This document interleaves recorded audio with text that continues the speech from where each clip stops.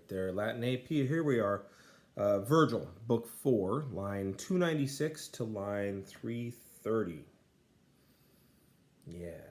So, but the queen, suspecting a trick, for who could deceive a lover, and she was the first to understand what movements were about to happen, and fearing everything, even the safe ones. The same wicked rumor brought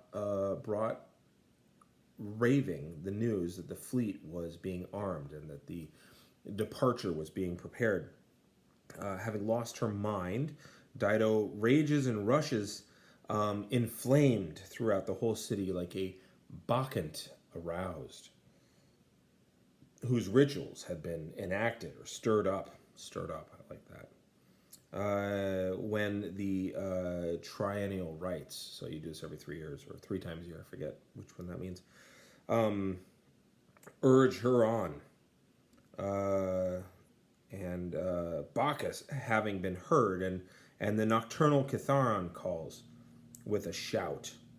So these are all the things that like stir up women and make them just run super horny through an entire city.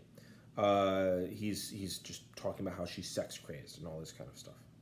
Finally, she, Dido, addresses Aeneas of her own will with these words.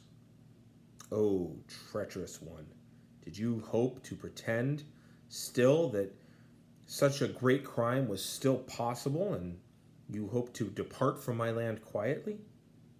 Does neither our love nor the right hand once given in marriage, nor Dido, who's about to die from the cruelty, from a cruel death, do neither of these things hold you?"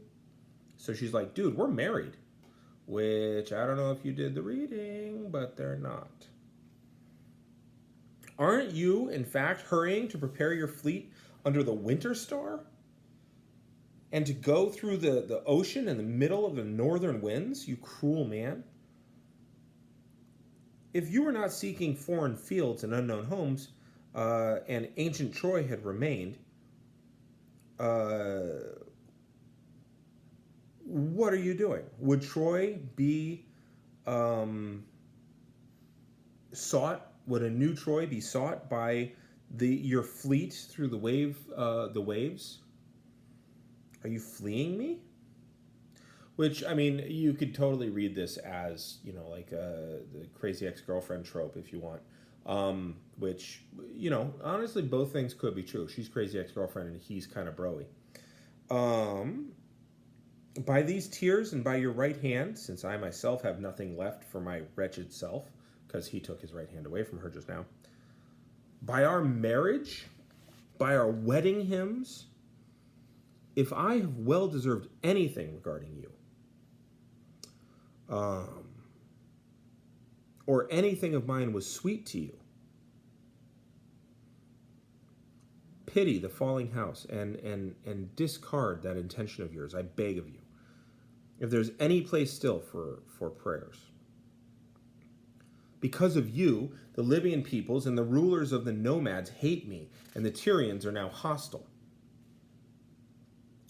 Because of you, you same person, my shame or my honor has been extinguished, and my former reputation,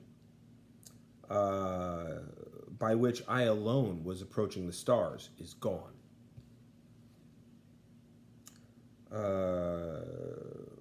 For what are you, guest, since this name alone remains for you, from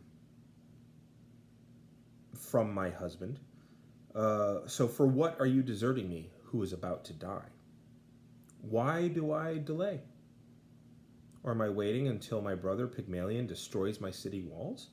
Or the Gaetulian Iarbas takes me as a captive? At least, if you had left me basically if you got me pregnant. So if you'd left me an heir before you left, before your flight, if some little Aeneas was playing for me in the hallway, who at least looked like you, recalled you in your face, I would not indeed seem entirely taken and forsaken. Which I love that turn of phrase, taken and forsaken. So she's really upset for a couple reasons. And there's a lot here. And then I'm going to do a lot for him here. But for her, I want you to start breaking down her argument. What are the different classes of things that she's calling out? Where is she especially driving it home? So, anyway, that's the end of line 430. I'm going to hit the button.